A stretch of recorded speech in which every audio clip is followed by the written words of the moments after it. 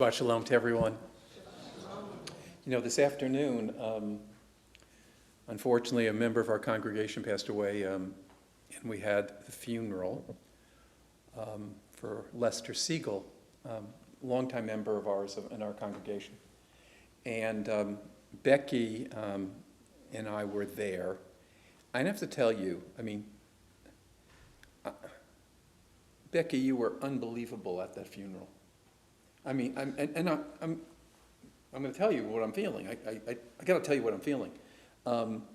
You're in this. It was very interesting. You had people should know what we do. So there was this funeral, and there was an honor guard from the military, which is very, very moving. I find it to be so interesting. We stopped the person from playing taps because we weren't quite certain what would come out. So we didn't do that, but it was incredibly, very moving. And then Becky chanted Enosh, she chanted Psalm 23, she did El Malei Rachamim, she did something else, but we're not going to say what she did. That's between, that'll be a secret. But we're at Rose Hill, right? And it's a beautiful day, and it's so hot out there, and Becky gets up there, and she didn't have you there, so it was a very sad, lonely experience. Okay, it was sad, but it was just unbelievable, and I just was really moved. It just was really meaningful what you did, and I was thinking, oh my God, thank goodness she's here. She's just I don't know. I just had to say that because it just was good. It wasn't good like you're going to get an Academy Award for it. Just good. No, it wasn't about that. It was good because it was so, I don't know, just real. It was so deep. It was so beautiful. You can't go wrong chanting the Psalms. Yes. King David was pretty good. Okay. I'm not sure he wrote them, but okay, let's say. Okay, so I love the statement of Hillary Clinton, who said, "It's hard to be a woman. You must think like a man, act like a lady, look like a girl, and work like a horse." Okay, I wanted to get that off my chest. The status of women in Western society remains a very complicated one, a flawed one. Limits still do exist. There aren't equal rights. There are double standards. There are not the same opportunities in all situations. Let me just give you some of the facts. And not to say that we live in a world where, thank goodness, women have made so many accomplishments. And this is not the same message you'd give 50 years ago, but let's not pretend everything was resolved. For example, in 2022, U.S. women typically earned 82 cents for every dollar a man earned. And women still lag in top leadership positions in business and government. For example, in executive business leadership, 11% of Fortune 500 CEOs are women. 11%? Or on Fortune 500 boards, only 30%. And the reality is, statistically, women do more at home than men in child rearing. And as we know, basically the government has taken away women's right to control their own bodies. And spousal abuse is still being swept under the carpet. So women still are struggling. So let's not pretend they're not. And these facts are a good introduction to something I want to talk about this Shabbat, which is deeply rooted in the Torah portion. It's the issue of how has Judaism struggled for women's equality? And this is a fascinating example, and I'm sure you've heard it before, but it's one of the great moments of transformation that's found in the Torah. It shows us that Judaism is not stagnant, that the biblical tradition understands an evolutionary process. So here's the deal. A census has been taken of the tribes of Israel and the families within the tribes, in anticipation of the division of the land of Israel. So you need to know who's in every tribe so that when the Israelites go into the land of Israel, the land is divided according to the tribe. The land would be divided proportionally to the tribe. The larger tribes would get more land, obviously. And the original laws of inheritance in the Torah is that it's only through a male line. And as the law stands, if there are no sons, the land goes to the brother of the deceased.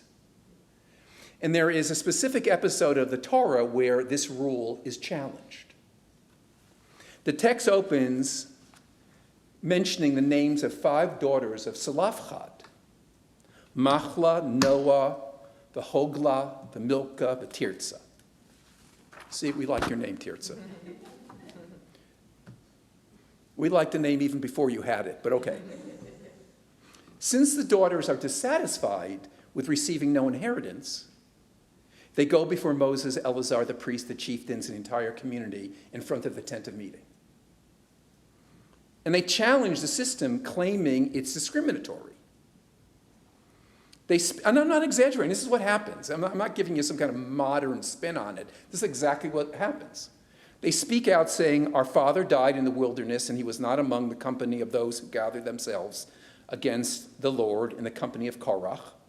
But he died in his own sin, and he had no sons." In other words, when there was a rebellion of Korach, people died because of a divine intervention. But they're saying, he was a good guy. He just died because he died. He was sick, he died. He shouldn't be punished. He didn't do anything wrong.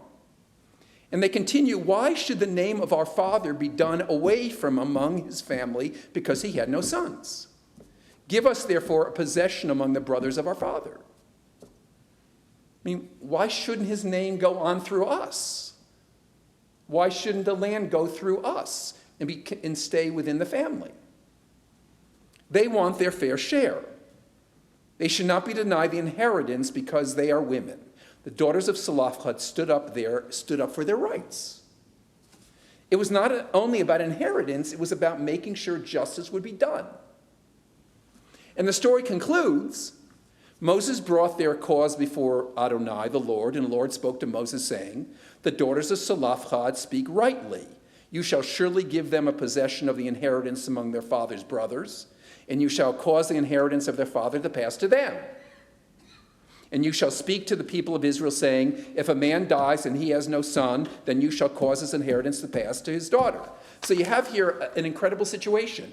There is an unfairness, there's an injustice. It's rooted in there being women. Can the law adjust to the fact that daughters have a right to inherit? God is confronted, and God says, do it. It's wrong. It has to be repaired. This is probably, I don't know enough about all ancient civilizations. This is probably one of the first feminist activist story in world history. These women identified gender prejudice and won. Now, Judaism has gone through an extraordinary evolution about women and power in Judaism, at least in my lifetime. It's not the same Judaism as when I started my career over 40 years ago.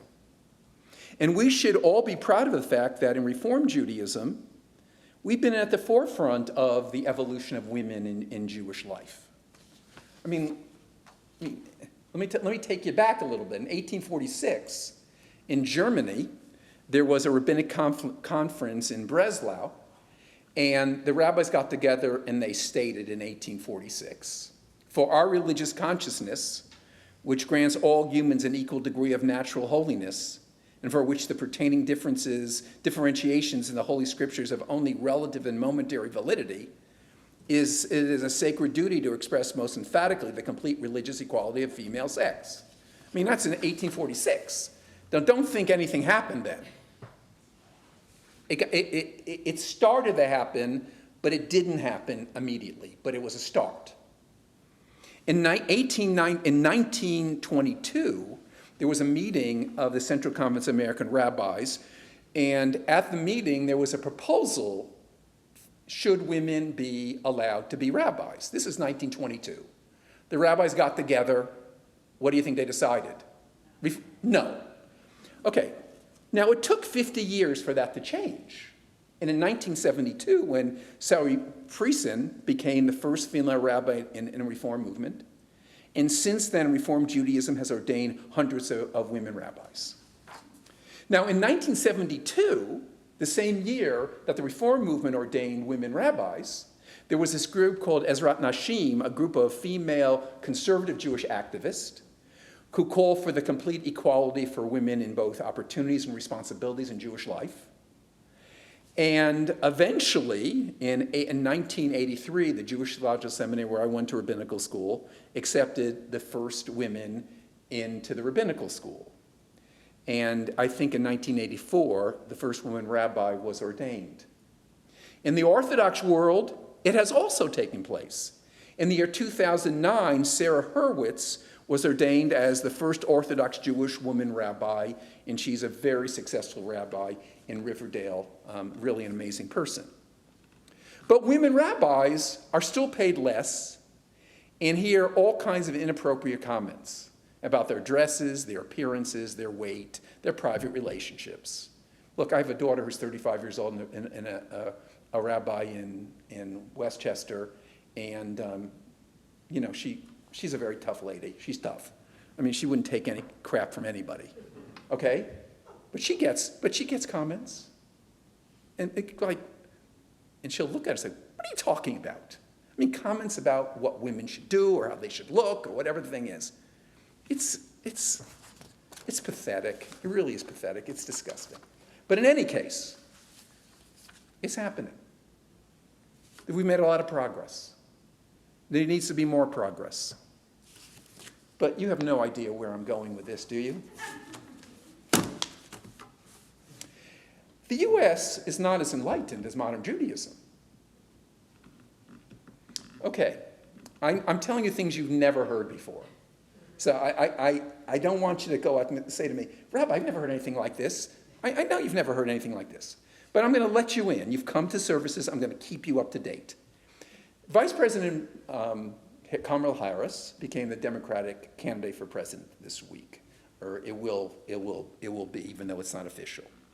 And I'm not going to tell you you should vote for her, not vote for her. That's not the issue, of course. But sexism is. How in 2024 could anyone question the suitability of Vice President Harris or Republican Nikki Haley, a former governor or U.S. ambassador to the United Nations? How could anyone question that if they have a right to be a rabbi? Well, They have a few hoops to jump. They have a few hoops to jump. A few hoops. But I'm pushing this too far ahead. Okay, so let's get this straight. So Harris has been called a DEI vice president. She's been called that she was nominated because she was female. Another comment was that she cackles like an insane woman. Here is the most horrific statement that's been going around. She's one of the bunch of childless cat ladies who are miserable at their own lives and their choices that they've made. And this is what we've been getting. She's been accused of sleeping away to the top. Aren't these comments getting old? Governor Haley confronts similar issues. She's certainly competent. Okay, so this is not a deep message. It's so obvious, but sometimes you have to just say the obvious. This is disgusting. It's bigoted. It's offensive. Thank goodness we have many daughters of Salafchad in this world who are willing to stand up and not be silent. And I believe that they will triumph if men and women speak up and say it's enough and find it to be nauseating and just say it and not just laugh at it and say, well, oh, those people, that's what they say. It's not part of any legitimate discussion. And I'm not someone who wants to censor what people say. But there comes a moment in our society when we need to say, when you say things that are disgusting, we don't want anything to do with you anymore. So vote for whoever you want and whatever people, it's not irrelevant who you vote for. But the fact of the matter is it's time for us to move forward. And women typically have two X chromosomes, while men have an X chromosome and a Y chromosome. So here would be my campaign slogan for any woman. I don't have a Y chromosome. Do you want to fight about it? Shabbat shalom.